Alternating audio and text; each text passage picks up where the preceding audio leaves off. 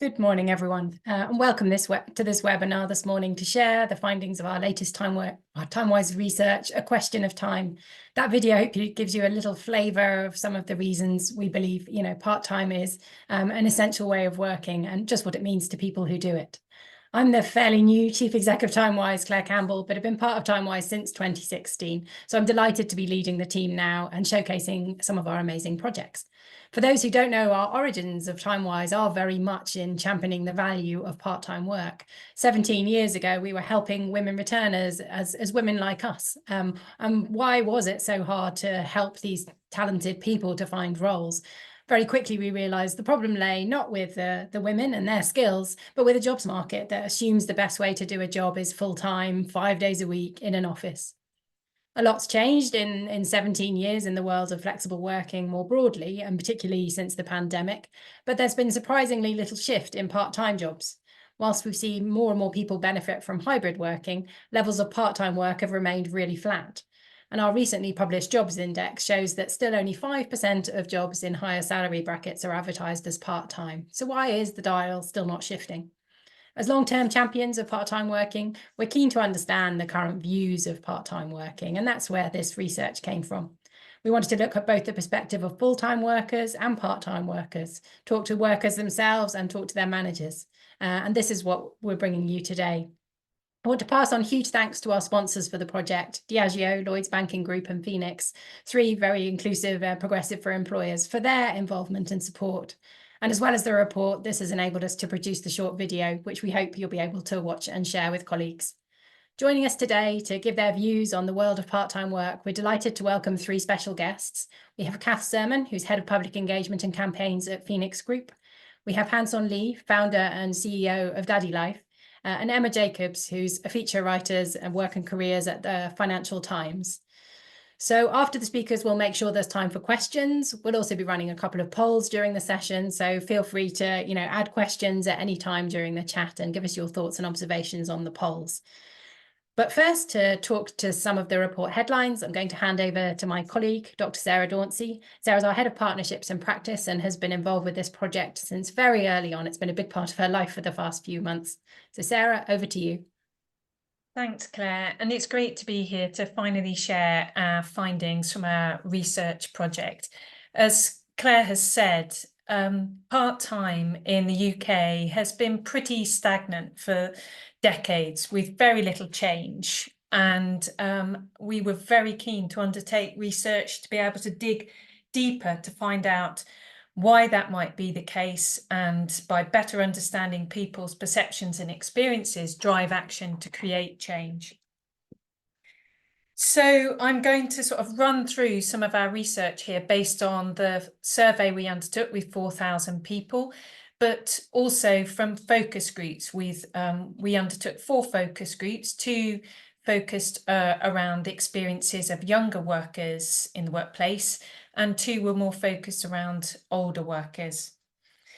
If we could move to the next slide, thanks.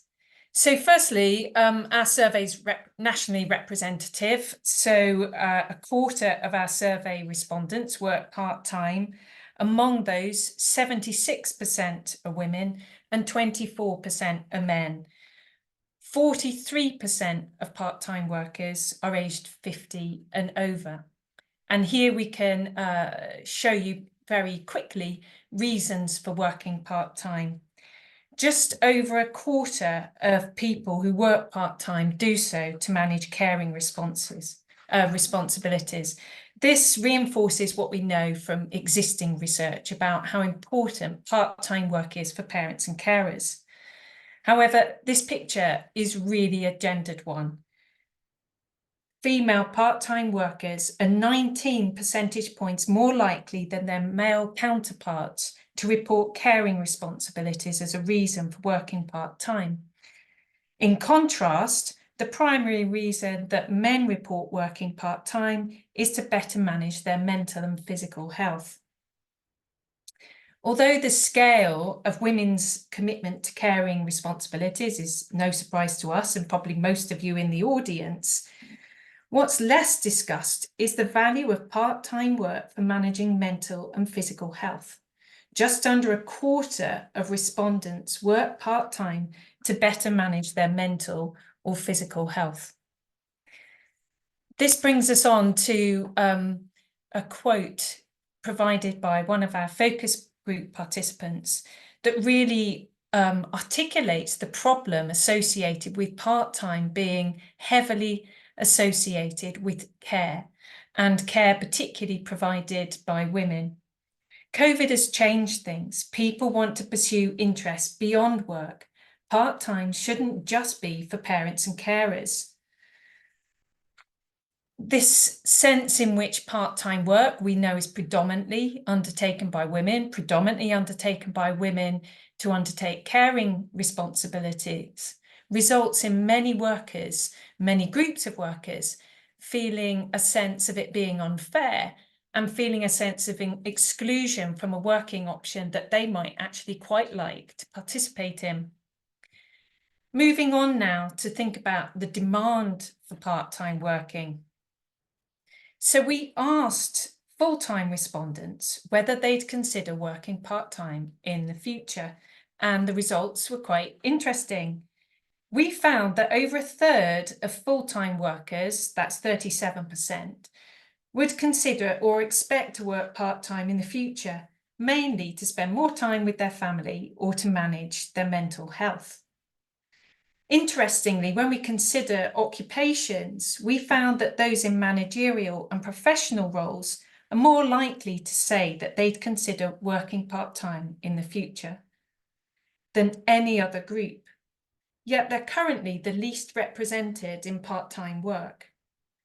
So we observed then people wanting to work part-time for many different reasons at different life stages, to manage health and well-being, for further study and training, to manage care, to transition to retirement, and just to pursue their own interests. Moving on to the next slide. A key recommendation emerging from this finding is stated really well by one participant. There needs to be a flexible approach to flexibility, a rethinking of it so that working arrangements can be adjusted more easily. Jobs need to be designed more flexibly and fluidly to respond to people's needs and changing life circumstances. Now, moving on to the very thorny issue of part-time working and career progression. If we could move to the next slide, please. Thank you. Nearly half of all respondents perceive part-time working to limit career progression. That's about 46%. However, there is a high level of uncertainty with one in three workers saying they don't know. People in managerial and professional occupations also hold a more negative view of part-time working than those in routine occupations. And this is particularly significant given that they're the gatekeepers of part-time and flexible options. And it's especially ironic given our previous finding showing that they're more likely to say that they would consider working part-time in the future than any other occupational group. Participants in our focus groups also spoke of the challenges of working reduced hours while developing their careers. Younger workers spoke of a lack of part-time role models at senior levels, and older workers spoke of the challenges of making work fit within reduced hours. In spite of this, most of our focus group participants were really attracted by the idea of reduced hours working and would consider it if it was an option. For some, it prompted reflection on how you'd access it if you weren't a parent or carer, how you'd access it if you didn't need it, you just wanted it. If we could move on to the next slide. Thank you. This quote really articulates this issue around access. How do you access part-time work? I think you go into a full-time job and then you have to ask for it. There are significant challenges around gaining part-time options for some groups of workers. And this This quote from a research participant also really highlights the emphasis here upon the individual having the confidence to ask for it. So this brings us on to consider how empowered workers feel to change their working arrangements. Around a half of survey respondents feel comfortable and confident speaking to their employer about changing their working arrangements. However, a third stated that they wouldn't feel comfortable to speak to their employer about reducing their hours. Younger workers and those on temporary contracts were among the least likely to say that they'd feel comfortable. Interestingly, while younger workers were among the least likely to report feeling comfortable talking to their manager about their working arrangements informally, they were among the most likely to say they'd consider taking advantage of the new day one right to request flexible working legislation expected to come into force in the spring next year. As you can see here on the next slide, if we could move to it, thank you. 57% of younger workers would consider taking advantage of the new day one right to request flexible working in a new role. 49% of respondents overall would consider taking advantage of the new rights from day one. So, moving to my final slide now, what are the actions emerging from these findings? In our report, we've shared a number of recommendations for employers, for policymakers, and for government. Here, I've just picked out 4 for employers to focus attention on. These are very much underpinned by our findings and based on wider experience too, that Timewise has undertaken with employers of key areas where action might start to see a difference. Firstly, a range of flexible working arrangements should be available to all roles, giving greater opportunity for people to reduce or increase their working hours if they choose to do so. Secondly, showcase the possibilities of working part-time in a wide range of roles, including senior ones, to really challenge that myth that part-time is a blocker to progression. Thirdly, take a gender and reason neutral approach in defining and enabling part-time options. They need to be available to all workers and not just to parents and carers, and particularly not just to mothers. And finally, job share should be seen as a key solution to making part-time an option, particularly in senior roles to enable career development. And I'd really like to invite you all to share your thoughts too on key recommendations that stand out for you, for employers, and also in our chat, which you should be able to see. And also we'd like to share a quick poll to gather views on this issue of where employer action should be directed to create change. And it'd be great if you could share your views in that poll and in the chat. And now I'd like to hand over to Kath to share her insights and reflections on our research. Thanks, Kath. Thank you, Sarah, and to everyone at Timewise for this brilliant research. My head is absolutely buzzing with the rich detail that you've painted a picture of. So let me tell you a little bit about why we've supported the research and what we want to do with the findings, what we really wanted to know and what we want to do with it. So my name's Kath Serwer and I lead our public engagement and campaigns work for Phoenix Insights, which is a longevity think tank set up within Phoenix Group, a big retirement and long-term savings business. And one of the reasons we want to do the research is exactly the same as the reason why a pensions company would want to set up a longevity think tank, which is there is a global megatrend that many people seem to find it very easy to ignore around an aging population. It is actually like this big demographic shift is a global megatrend alongside climate change, technological disruption and development. But it seems to be one of the ones that gets much less coverage and attention. And I think that's maybe because alongside those others, A, they take up a lot of our time, and B, they're really difficult to solve. Whereas in this one, I feel like there's some really practical things we can do. And that's why we were so keen to understand this picture of demand and action, the sort of state of the nation piece on where are we at with part-time working today. Before I do that, I'll give you a brief introduction around the aging population, not to give you a masterclass in this by any stretch of the imagination, but to set the context, because there are two main factors driving this. One of which is that thanks to medical science, we've now got, kind of steady and significant increases in our life expectancy, but we've also got a declining birth rate. So that means that we've got these longer lives that will really, we believe, require people to work for longer, but will also change the nature and the profile, the generational profile of the workforce. And employers really need to be thinking about how do they grasp this nettle? How do they embrace this opportunity and not find themselves stuck in the rut of offering sort of 20th century workplace solutions for a 21st century workforce? So what I'm really delighted about here is this rich picture you've painted of demand for good quality part-time work.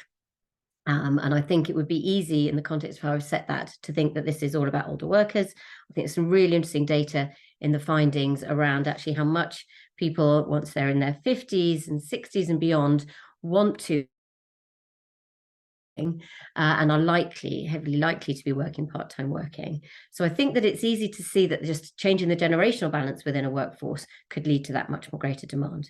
But actually, this is about creating the opportunity for everyone. And actually, I believe these longer working lives mean we need to fundamentally reimagine our careers and how we approach them. If we think that our careers are now going to be what could be 50, 60-year marathons, it's definitely not a sprint, maybe more of a marathon, then actually within that, how do you set yourself up to do that well? I think it's easy to imagine that people will approach work thinking fundamentally about an expectation of doing more than one career in that lifetime. They will equally, I think, likely have an expectation of a need for lifelong learning. The concept that you can front load your education to the first 20 years of your life, sit back and then sort of navigate your career with a bit of updated learning and development every year, I think is just outdated. So really, how do people build in the ability to study alongside working, or to build in times and periods where you may want to retrain to take on a different career? If you think you're not going to ever retire, if you're a young person looking out on your career today, you may think that retirement feels a very long way out, if it feels achievable at all. Then why save up some of the experiences that people maybe in the 20th century really thought about doing once they'd retired? Why wait for that? I think we're going to see lots of people wanting career breaks, to go and explore sabbaticals, periods where they take time out above and beyond the expectation that we've got used to now for kind of taking time out for care and other caring responsibilities. So I just think we are standing on the cusp of a period where we think we need to really reimagine how people live their careers and what impact that will have, not just for flexible working, but actually really for part-time working, as people try to combine work with these other responsibilities or opportunities that they want to make the most of. And that's why I think it's really interesting to look at the age profile in of some of the responses, and particularly really I was pleased to see the fact that younger workers really see the opportunities of part-time working to enable them to take time out for health, for their health and well-being, for their studying, for their hobbies and so on. So I think that's really exciting. I'm disappointed, but I think perhaps not surprised to see and what Sarah set out about the fact that we haven't really seen this huge change in the volume of part-time working yet. But I rest on, I often find it easy to think about Ernest Hemingway's quote about bankruptcy. I don't know how many people know that, but I think there was a conversation between two of his characters that said, when they said, how did we end up going bankrupt? And the answer was slowly, then suddenly. And I really think we're sitting on the edge of this sort of precipice, waiting for employers to be, kind of smacked in the face for the amount of part-time working that's going to be wanted and needed coming up. So my urge to people is to prepare for that. The other piece, quickly, briefly, that Sarah suggested that I mentioned to you was just, I guess, is to show how do we put that into practice. So Phoenix Group, I've mentioned Phoenix Insights, it's Longer Lives think tank set up within Phoenix Group, this big pensions provider. We employ 6,500 people. So we have a really big role to play in turning all of this into action. And I'm really proud to work there. I can't take any credit for the work we do in making part-time work happen in the business, but let me share with you some of the priorities we have looking ahead so that you can hopefully be inspired and also feedback on what we're doing so that we can keep developing. It's very much a journey.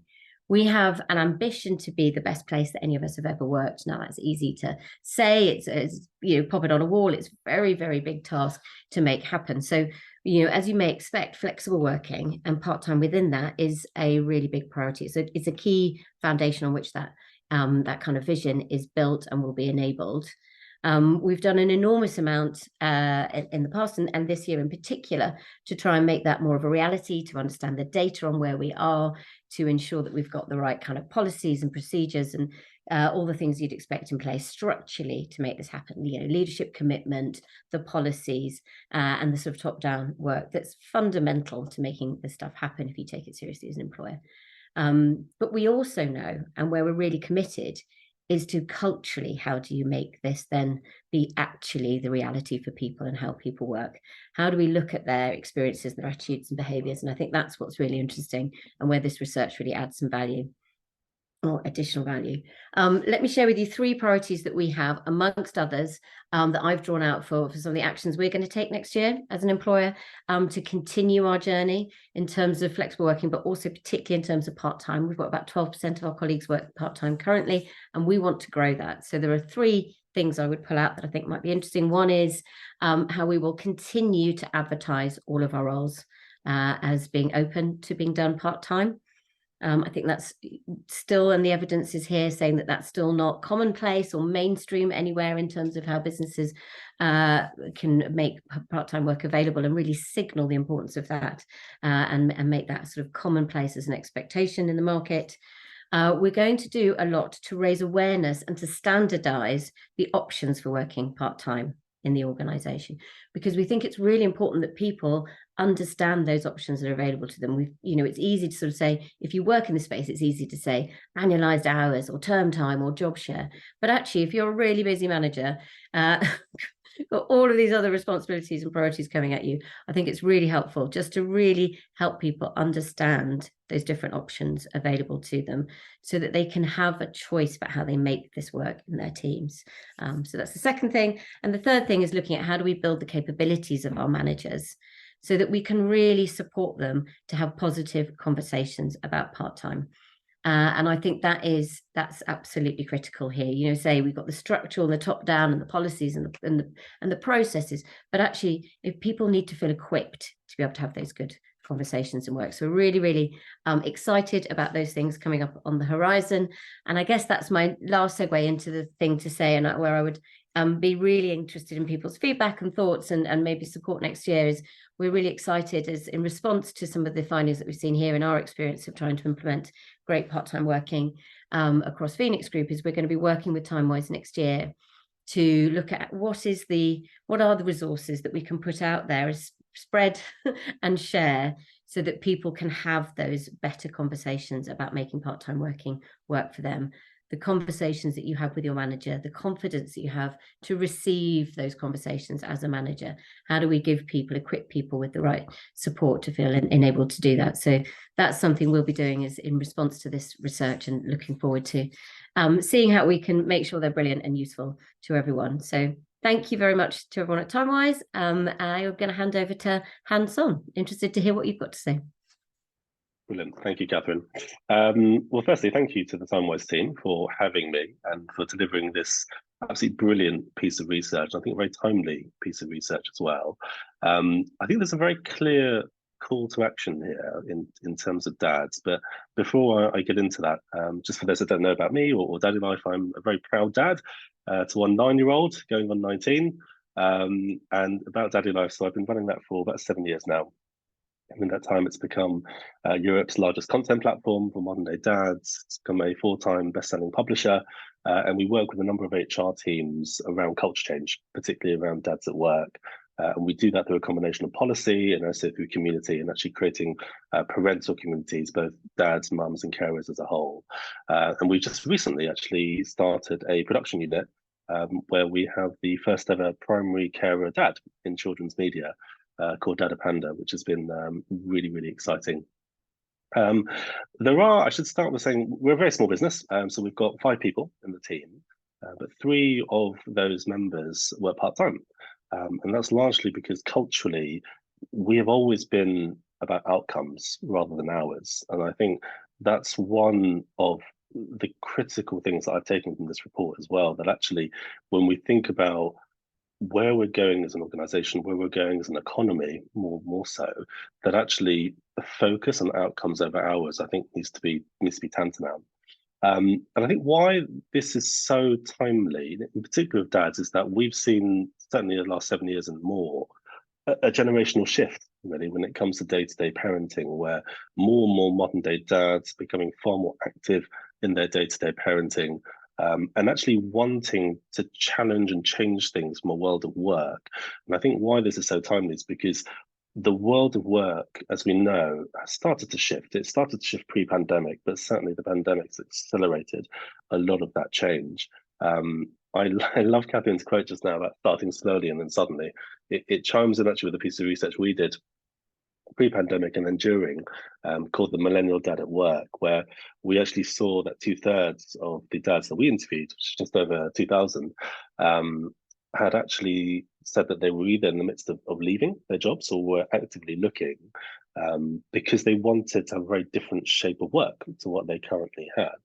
And what we projected in that report and what's kind of come true is that dads don't tend to leave organizations loudly. In fact, these things do start slowly and then suddenly. And we've seen that come to fruition now, which is why I think the conversation we're having today around part-time working, around flexible working, more widely about a way of working that works for all, is really more important than ever. I think there are 3 things that I've really taken from this report. One is that from a modern day dad perspective, there is clearly a need and a want around challenging the way of working, but there are a range of tensions. So to pick out a couple of particular stats, I think the interesting part from a sort of fatherly point of view is over 1/3 of full-time workers who said they'd consider working part-time in the future, which actually increased to 40% for those from 18 to 34. And also that the primary reason for considering that was to spend time with family, up to 42% there, and 41% to manage stress and mental health. But I think what we need to start to face into are some of those challenges. And what we see in working with a number of organizations is there is still this day-to-day tension of what we call the boardroom dad, quote unquote, versus modern day dad. And I think we're going through a shift where the way that organizations and teams have been led has been pretty patriarchal over the last decade, if not more. And I think there is a tension there about how dads lean into that tension and how they want to conquer that tension. So we do work with a lot of organizations around that, and we do that primarily through community. We do that also with HR teams in collaboration around policy, but also policy is only as good as how it's implemented and how it's actually felt in practice. And that's where a lot of our consultancy work is going into at the moment, working with a range of employers to really start to equalize that horizon. Because it is about culture. And I think when we think about day-to-day culture for parents, it's affected immediately by those around us and our line manager, which is why part of what we do around that community is to actually create a very different type of mentoring program, which actually includes dads, mums, and carers as a whole, to start to connect the dots for parents and carers across different teams.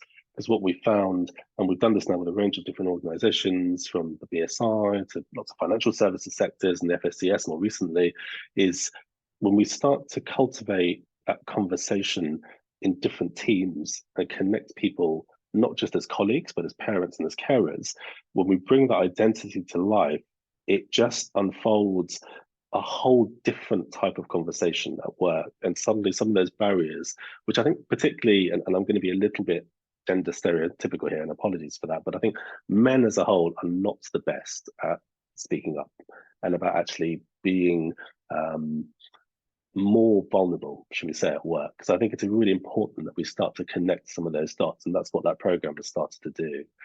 So I think it's great that we're starting to shine a light, not just on the need for it, but also specifically what shape of part-time and flexible working really needs to start to look at.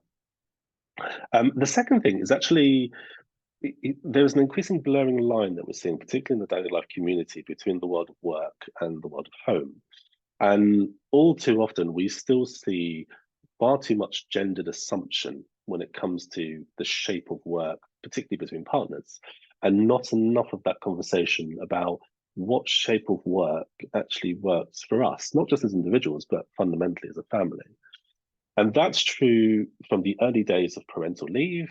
It's a huge reason why, for instance, SPL, there's definitely a financial factor there as well, but actually it's amazing just the lack of even conversation about the sorts of parental leave that's available and who's going to be in a better position to take what sort of leave and what that means for us as a family.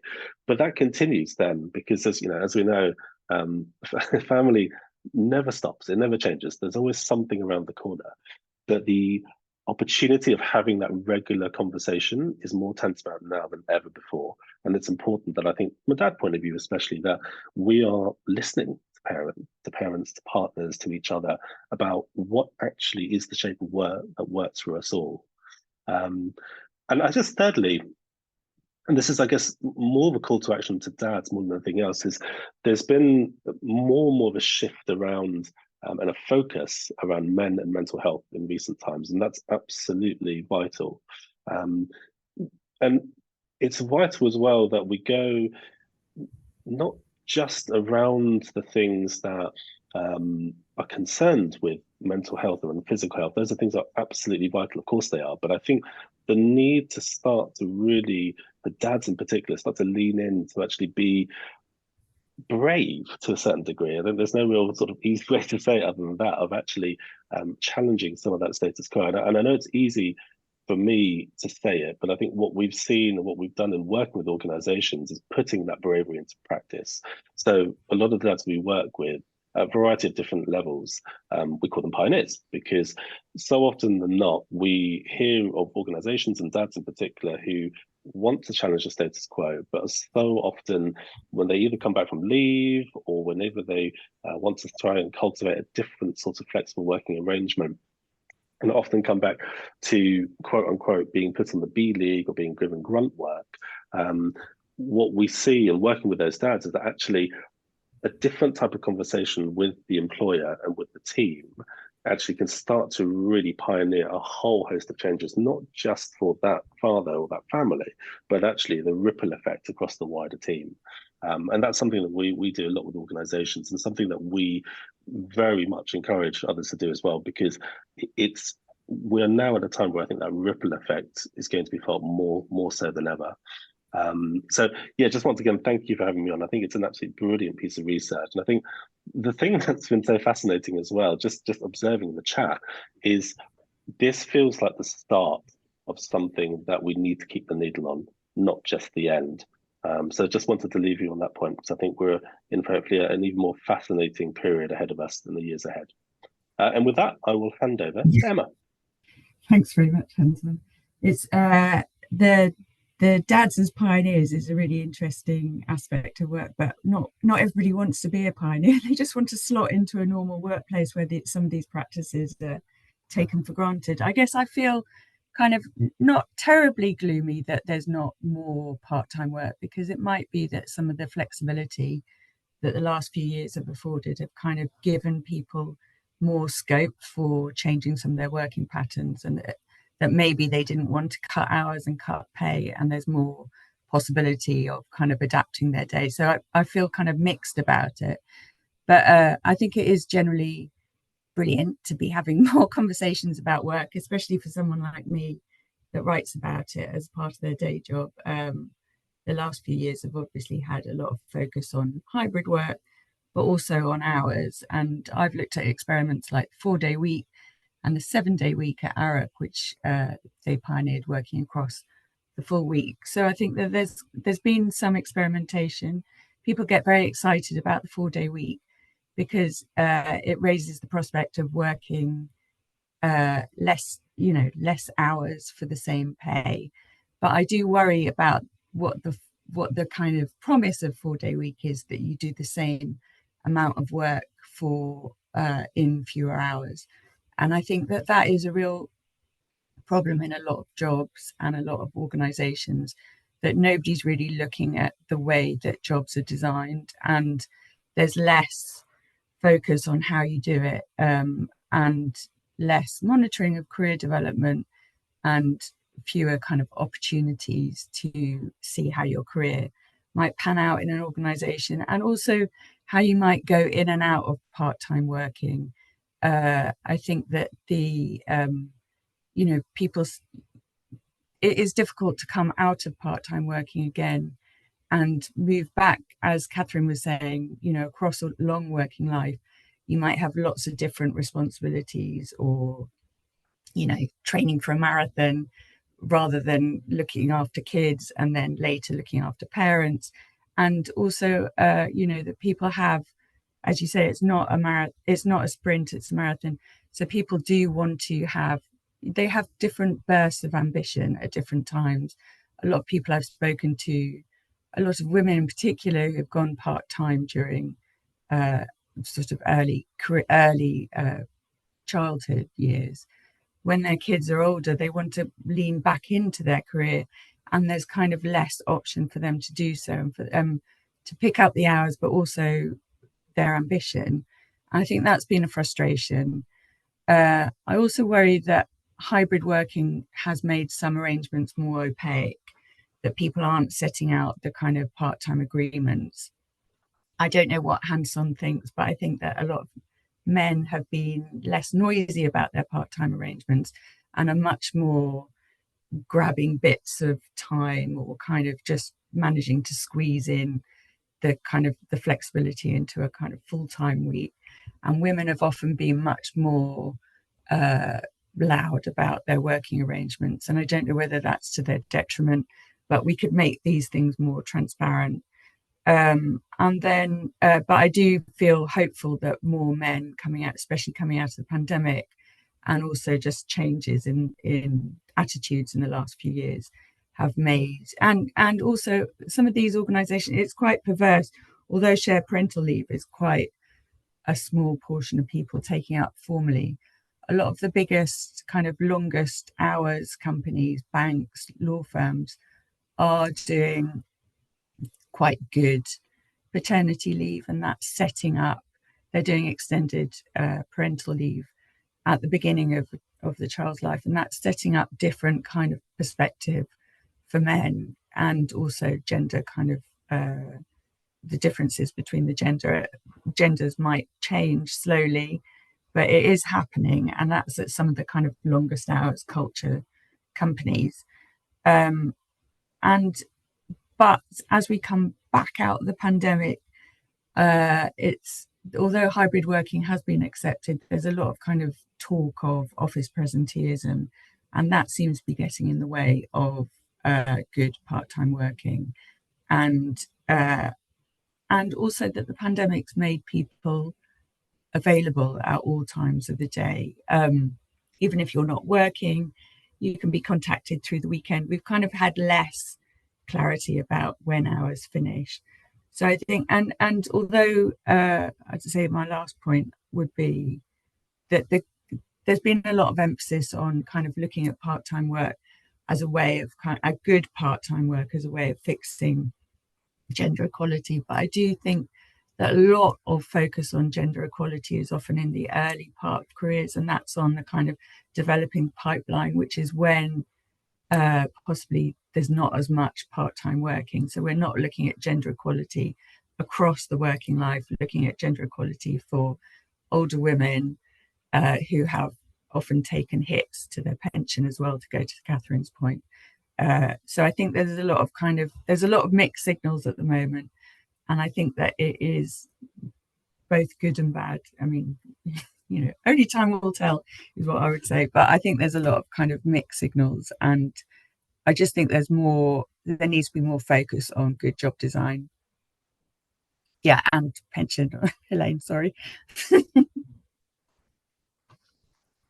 Claire, I don't know if you want to come back in. Lovely, thank you, Emma. And yes, agree.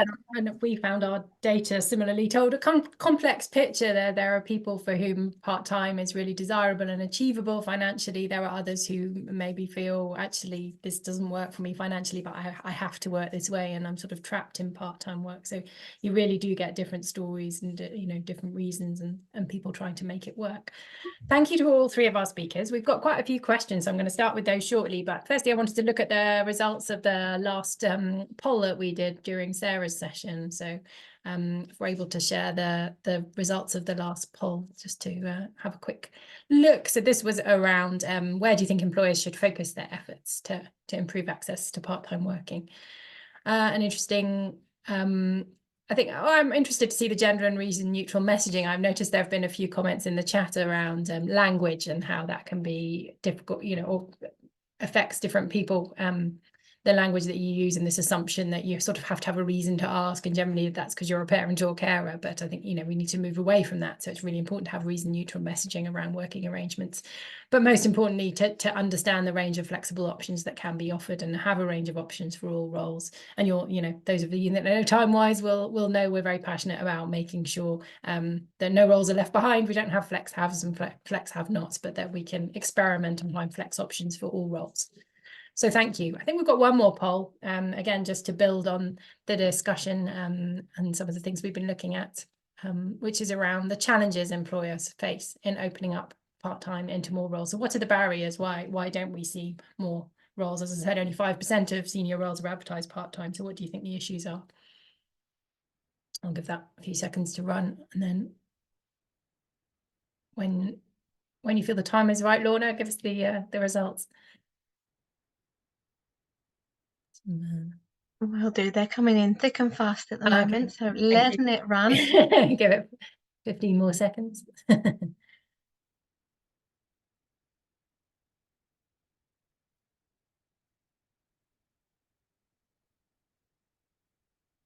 Lovely.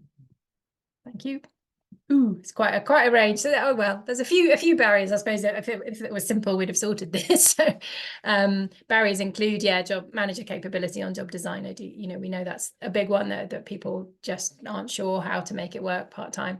Meeting service delivery is seen as a barrier, and understandably seems more costly. I think costs around part-time can be are hard to understand sometimes, and sometimes it's the finance systems and the way they're measuring, where they assume everybody's full-time equivalent rather than adjusting for part-time, and managing teams with people varied working patterns. I think that is hard for managers.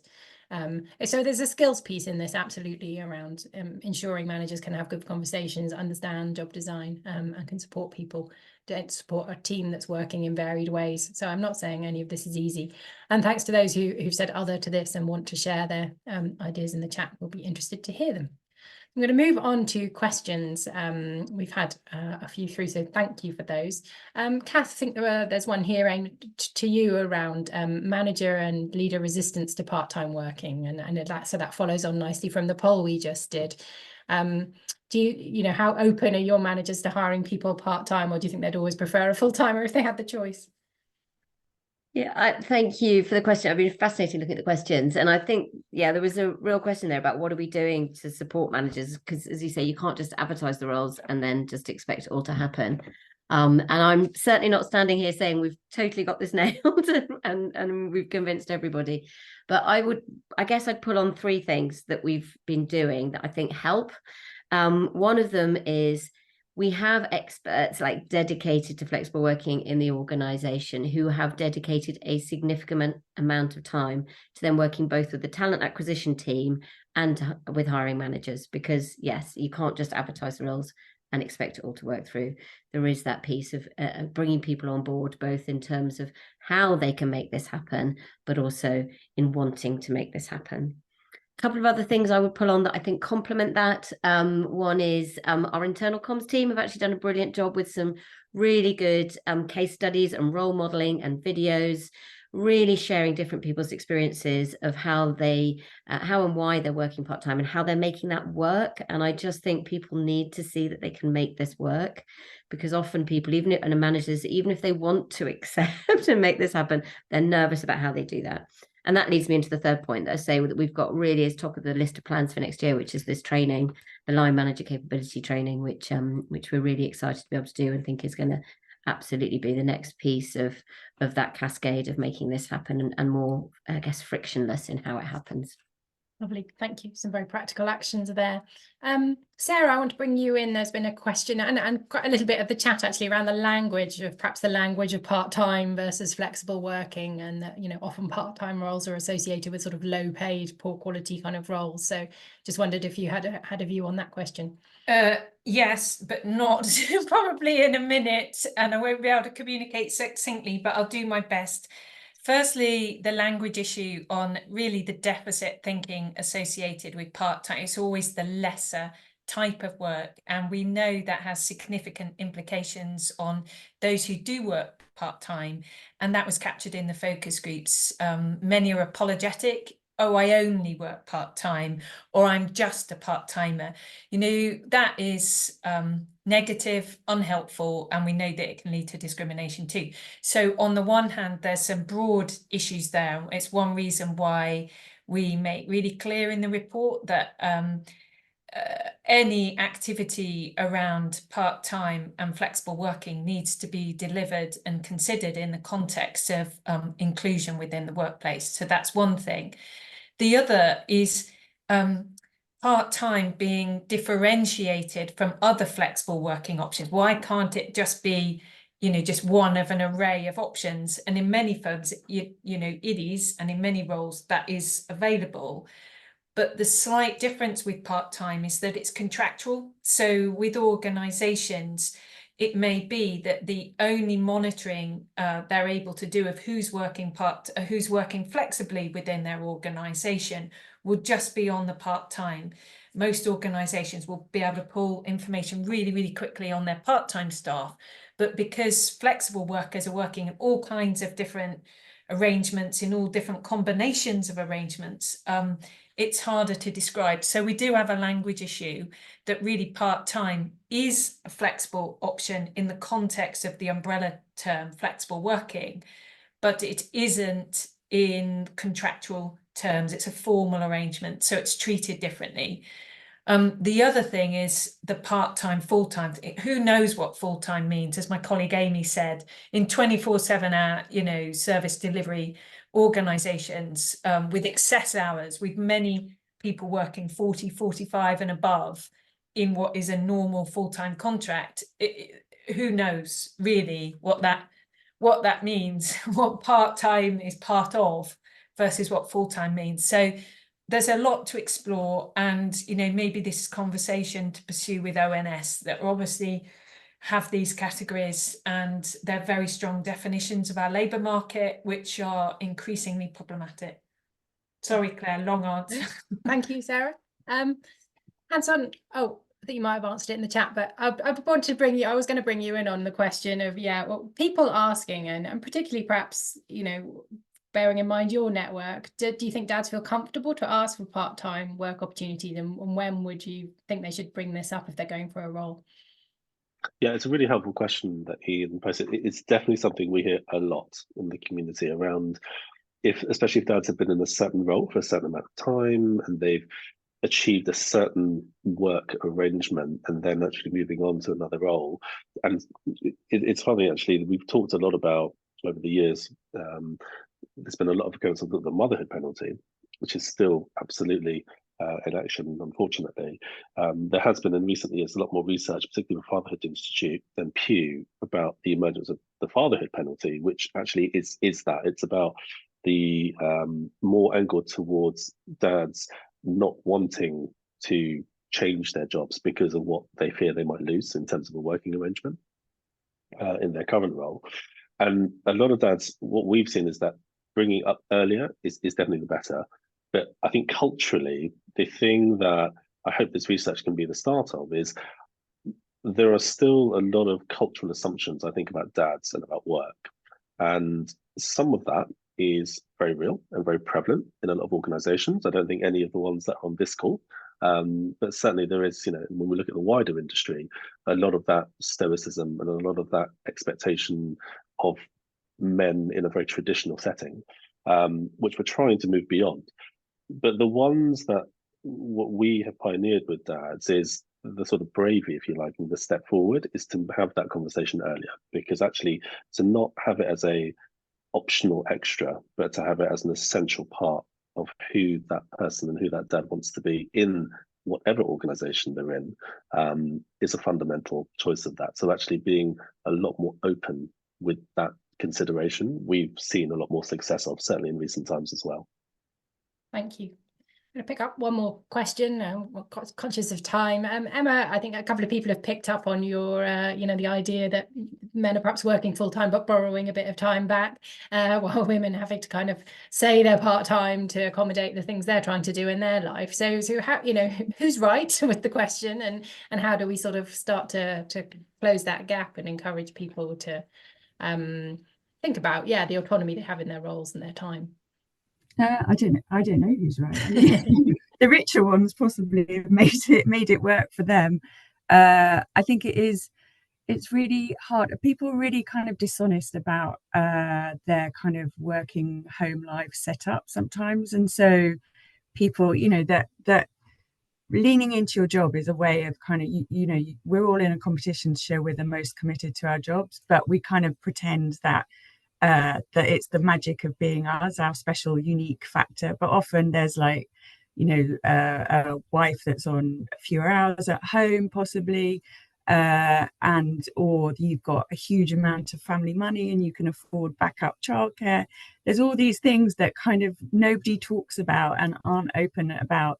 They're kind of the what enables them to be more committed to their job.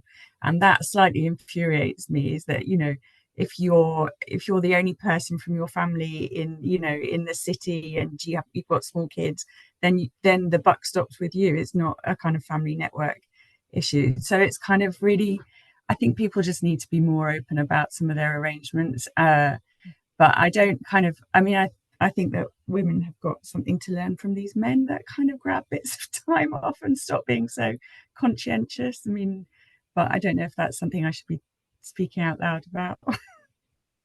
It resonates for me. I've been one of those part-timers just rushing from pillar to post while my husband will take an hour at lunchtime to tinker with his bike or something. So I, on a personal level, I get it. Lovely, thank you. Okay, we're going to wrap up in the name of time. So I hope it's been interesting. There is a wealth of data in that report, and some of it we didn't get to in Sarah's kind of presentation today. So please do dive in at your leisure, and we're going to continue to kind of build this picture and look at the data we've got and what more we can do. To that end, Kath briefly mentioned an upcoming project that we're going to see as a sort of second phase and a build on this work, which is to come up with some very practical hints, tips, how to make part-time work. And so if any of you feel you've got any arrangements in your organization that work really well, managers and people who are making a real success of part-time working and could tell us how it works, we'd love to hear those stories and case studies. So please do get in touch if that's something that you feel you can help us with. I think the conversation's been really lively in the chat, so thank you to everyone who's joined in and shared your views. I think I'm taking away this piece around the language and how we make sure we keep it neutral, how we make sure we encourage people to come forward, and perhaps that part-time sometimes carries a bit of baggage, and we need to recognize that and think about how we label it. I think the piece about whether people are willing and feel able to ask always resonates with me, because a lot of employers say, oh, they could ask if they wanted to, but actually a lot of people don't feel empowered to ask, don't feel they have the relationship. So the more we can do as employers to reach out, to be proactive in those conversations, the better that is that we're supporting our people. And thirdly, as ever, as Timewise, the importance of job design and just enabling and equipping managers. This isn't always easy or intuitive to get right, particularly if you're delivering a service. So let's keep supporting our managers to find ways to do this.